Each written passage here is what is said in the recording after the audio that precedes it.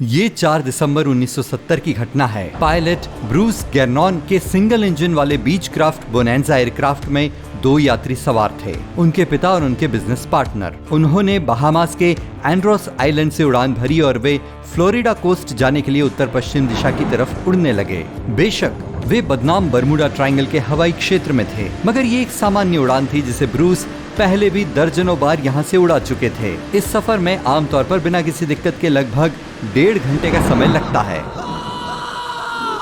Bruce ने उड़ान भरी और एयरक्राफ्ट को ऊंचाई पर ले जाना शुरू कर दिया। सफर की शुरुआत से ही अजीब सी घटनाएं होने लगी।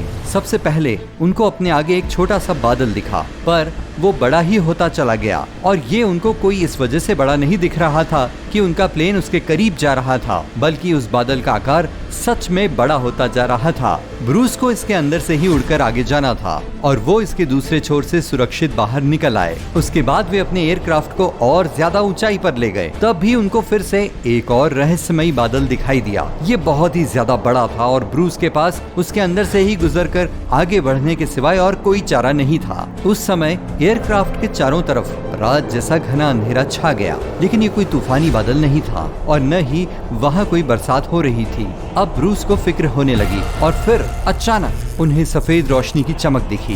ब्रूस अगले 30 मिनटों तक उड़ान भरते रहे और तब उन्हें एहसास हुआ कि ये वही बादल है जिससे वो पहले गुजरे थे और जिससे बचने के लिए वो एयरक्राफ्ट को ऊंचाई पर ले आए थे। पर अब वह बादल सिलेंडर के आकार में गहरा हो गया था और प्लेन उसके बिल्कुल बीच में से उड़ रहा था। वो बादल बहुत चौड़ा था और ऐसा लग रहा था मानो इसका कोई अंत ही नहीं है। ब्रूस को लगा कि वो इस चक्रव्यूह से कभी बाहर नहीं निकल पाएंगे। पर 1 मिनट बाद उन्हें सुरंग के आखिर में रोशनी दिखी, पर अचानक वो बादल की सुरंग सक्रिय होने लगी। वो प्लेन के बेहद करीब आ गई। विमान का संचालन करने वाले उपकरणों में अजीब सी गड़बड़ी दिखने लगी। कंपास अपने आप ही घड़ी की उल्टी दिशा में गोल घूमने लगा। सुरंग किसी भंवर की तरह विमान को लपेटते हुए और ज्यादा सक्रिय और छोटी होती चली जा रही थी। बिजली के उपकरणों में अभी भी गड़बड़ी दिख रही थी। ब्रूस के पास समय खत्म हो रहा था। उन्हें यहाँ से जल्दी बाहर निकलना था। 20 सेकंड की कड़ी मशक्कत के बाद वो इस धुंध के चक्रव्यूह से बाहर निकल आए।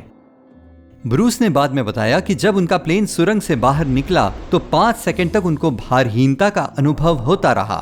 बादल छट गए और अब एयरक्राफ्ट स्लेटी रंग की धुंध में था। विमान में सवार सभी लोगों ने राहत की सांस ली।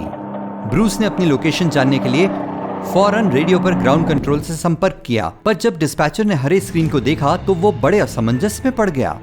ब्रूस का प्लेन रडार पर दिख ही नहीं रहा था, जैसे मानो वो कोई अदृश्य चीज हो। पर फिर डिस्पैचर ने कहा कि ये विमान पहले से ही मियामी के हवाई क्षेत्र में है। ब्रूस बुरी तरह चौंक गए। उन्हें लगा कि ये सच नहीं हो सकता। उनको याद था कि आमतौर से ये सफर पूरा करने में करीब 90 मिनट लगते थे, पर इस बार अपनी मंजिल तक पहुंचने में उनको सिर्फ 47 मिनट लगे, जबकि उस प्लेन की उड़ने की अधिकतम गति की एक सीमित सीमा थी और उनका प्लेन सुपरसोनिक स्पीड से नहीं उड़ सकता था। ऐसा होना बिल्कुल असंभव था। उनको लगा कि जरूर डिस्पैचर से कोई भूल हुई है, पर जब बादल छट गए तो ब्रूस ने देखा कि वो वाकई मियामी के ऊपर थे।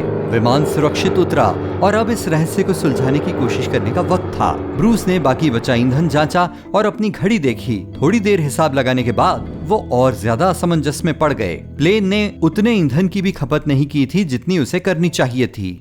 पुराने सुरक्षित रिकॉर्ड इस बात के गवाह हैं कि उस दिन 84 सनस्पॉट दर्ज किए गए थे। साथ ही एक विशाल सौर हवा भी दर्ज की गई। इससे पृथ्वी के मैग्नेटोस्फीयर में हलचल हुई होगी और हो सकता है कि इसका असर विमान के उपकरणों और रडार पर भी हुआ हो। पर कोई भी ये नहीं समझा पाया कि प्लेन इतनी जल्दी मियामी पहुंचा कैसे। हो सकता है कि भविष्य में सच्चाई सामने आ जाए, पर तब तक तो ये भी बर्मुडा ट्रायंगल की एक और रहस्यमयी पहेली बनी रहेगी।